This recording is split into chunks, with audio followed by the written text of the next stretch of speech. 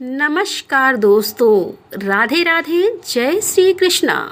एक बार फिर से आप सभी का स्वागत करती हूँ अपने YouTube चैनल पर। दोस्तों, आइए आज सुनते हैं संतोषी माता की व्रत कथा। एक बार की बात है, एक गांव में एक बुढ़िया रहती थी जिसके 7 बेटे थे। 6 बेटे कमाने वाले थे और एक बेटा निकम्मा था। बूढ़िया माँ 6 पुत्रों का जूठा खाना अपने उस 7वें बेटे को देती थी। 7वां पुत्र एक दिन अपनी पत्नी से बोला, देखो मेरी माता मुझे कितना प्रेम करती है। वो बोली, क्यों नहीं, सबका जूठा बचा हुआ खाना तुमको खिलाती है। देखा है मैंने उनका प्रेम। वो बोला, जब तक मैं अपनी माँ को ऐसा करते हुए अपनी आँखों से नहीं देख लूँगा, मैं यह नहीं मान सकता। उसकी पत्नी ने हंसकर कहा, देख लोगे तब तो मानोगे ना। कुछ दिन बाद एक बड़ा त्योहार आया। घर में कई प्रकार के भोजन और चूरमे के लड्डू बने। वह अपनी पत्नी की बात को जांचने के लिए सिर दर्द का बहाना बनाकर पतला सा कपड़ा सिर पर ओढ़कर रसोई में जाकर सो गया और कपड़े में से सब देखता रहा। उसके 6 भाई भोजन करने आए। उसने देखा कि उसकी माँ ने उनके लिए सुंदर सुंदर आसन बिछाए, 7 प्रकार की रसोई परोसी और आग्रह करके उन्हें भोजन कराती रही। 6 भाई भोजन कर उठ गए तब उसकी माँ ने उन थालियों में से लड्डुओं के टुकड़ों को उठाया और उनका एक लड्डू बना दिया।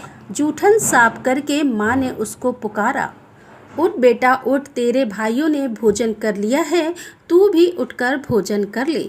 उसने अपनी माँ को ऐसा करते हुए देख लिया। उसने अपनी माँ से कहा, माँ मुझे भोजन नहीं करना, अब मैं परदेश जा रहा हूँ। उसकी माँ ने कहा, कल जाना हो तो आज ही चला जा। वह बोला, हाँ हाँ जा रहा हूँ। यह कहकर वह अपने घर से निकल गया। चलते समय उसे अपनी पत्नी की याद आई। उसकी पत्नी गौशाला में कंडे थाप रही थी। वह वहां जाकर बोला, मेरे पास तो कुछ नहीं है, यह एक अंगूठी है, इसे ले लो और मुझे अपनी कोई निशानी दे दे। वह बोली कि मेरे पास क्या है, यह गोबर भरा हाथ है। वह कहकर उसकी पत्नी ने उसकी पीठ पर गोबर के हाथ की थाप मार दी और वह फिर वहां से चल दिया। चलते चलते दूसरे देश में पहुंचा। वहां एक साहूकार की दुकान थी। वह वहां जाकर बोला, सेठ जी मुझे नौकरी पर रख लो। साहूकार को भी एक नौकर की सख्त जरूरत थी। साहूकार ने कहा, काम देखकर ही तुझे तनख्वाह मिलेगी। उसने कहा, सेठ जी जैसा आप ठीक समझे, और उसे साहूकार के यहाँ नौकरी मिल गई। वह वहाँ दिन रात काम करने लगा। कुछ दिनों में दुकान का लेन देन, हिसाब किताब, ग्राहकों को माल बेचना, सारा काम उसने संभाल लिया।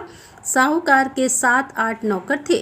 वह सब यह देखकर चक्कर खाने लगे, लेकिन उसने अपनी लगन, परिश्रम और ईमानदारी से सभी को पीछे छोड़ दिया और उसे अपने किए का फल मिला। सेठ ने भी उसका काम देखा और 3 महीने में ही उसे मुनाफे में साझेदार बना लिया। परिश्रम करते करते 12 साल बीत गए और वह उस नगर का एक नामी सेठ बन गया और सेठ अपना सारा कारोबार उस पर छोड़कर वहां से बाहर चला गया।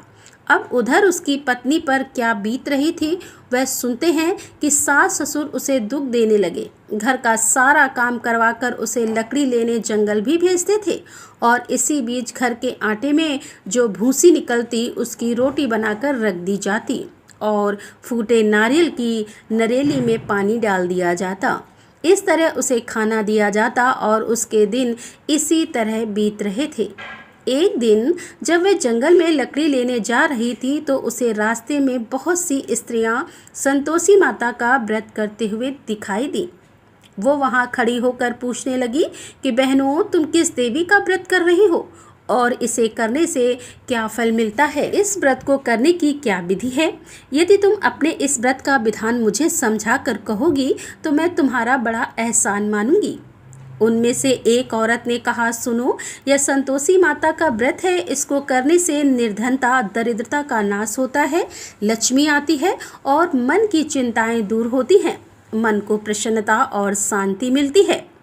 निपटी को पुत्र मिलता है। अगर प्रीतम बाहर गया हो तो वह शीघ्र ही लौट आता है।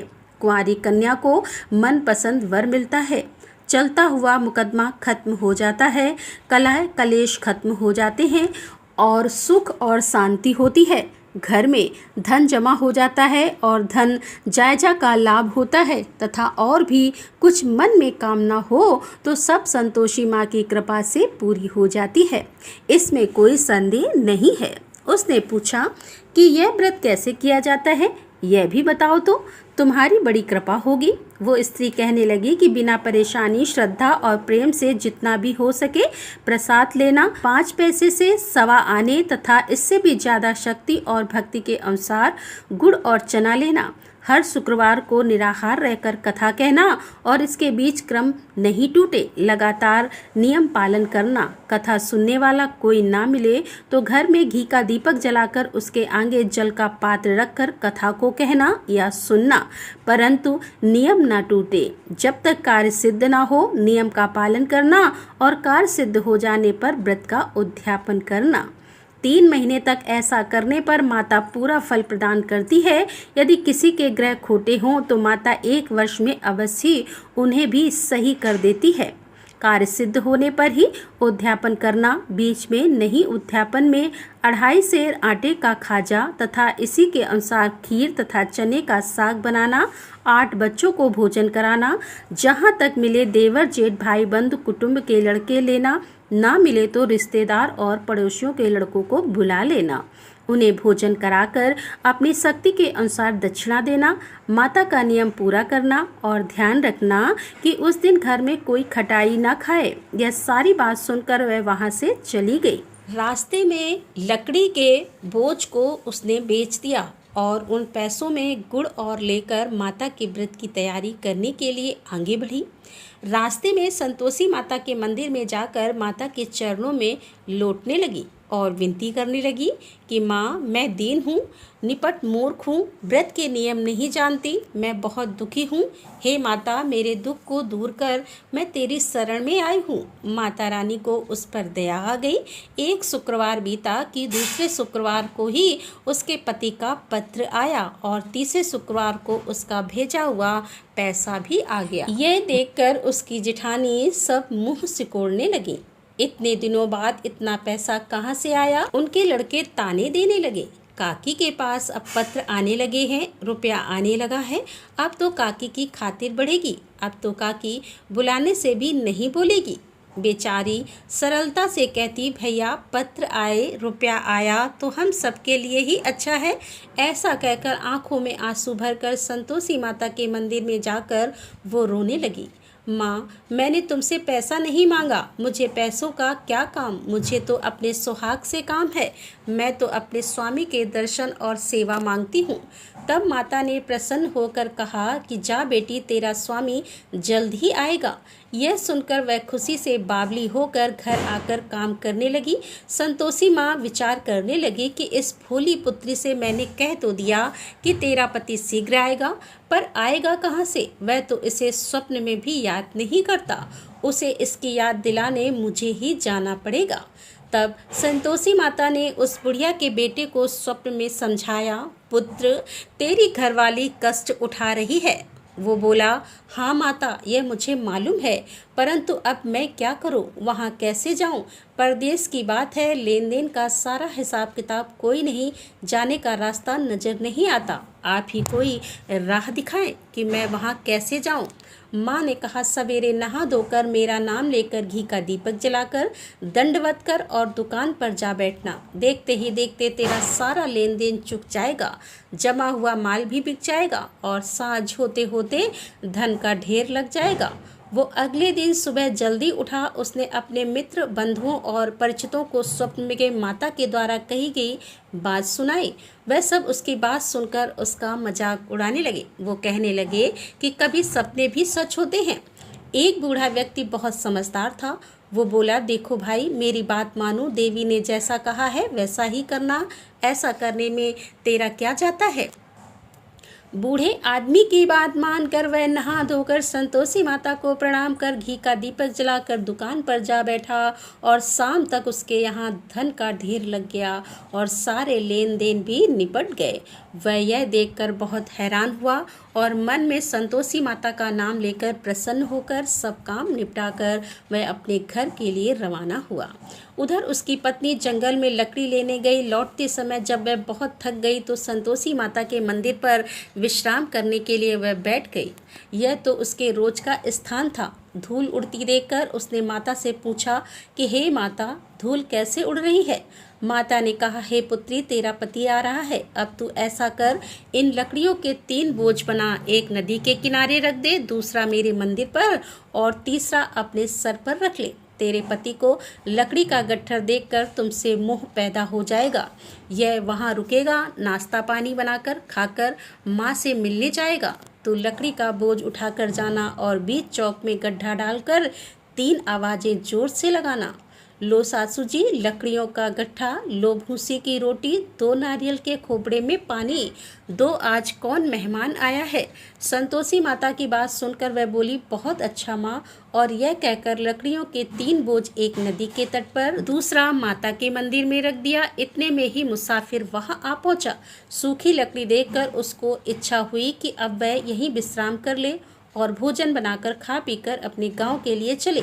इस प्रकार वह अपने गांव में आ गया। उसी समय बहू सिर पर लकड़ी का गट्ठा ले आई और उस गट्ठा को आंगन में डालकर जोर से 3 आवाजें दी। लो सासू जी, लकड़ी का गट्ठा लो, रोटी दो, नारियल के खोपड़े में पानी दो, आज कौन मेहमान आया है। यह सुनकर सास ने अपने दिए हुए कष्टों को भुलाने के लिए बहू से कहा, बहू तू ऐसा क्यों कहती है, तेरा मालिक ही तो आया है। बैठ, मीठा मट्ठा भात खाकर कपड़े गहने पहन ले। पत्नी की आवाज़ सुनकर उसका स्वामी बाहर आ गया। उसके हाथ में पहनी अंगूठी देखकर वह व्याकुल हो गया। उसने माँ से पूछा, माँ यह कौन है। उसकी माँ बोली, बेटा यह तेरी पत्नी है।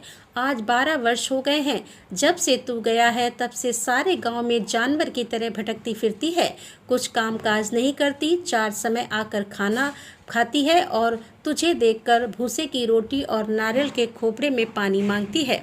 वह बोला, माँ मैंने सब देख लिया है, तुम मुझे दूसरे के घर की चाबी दो, अब मैं उसी में रहूँगा।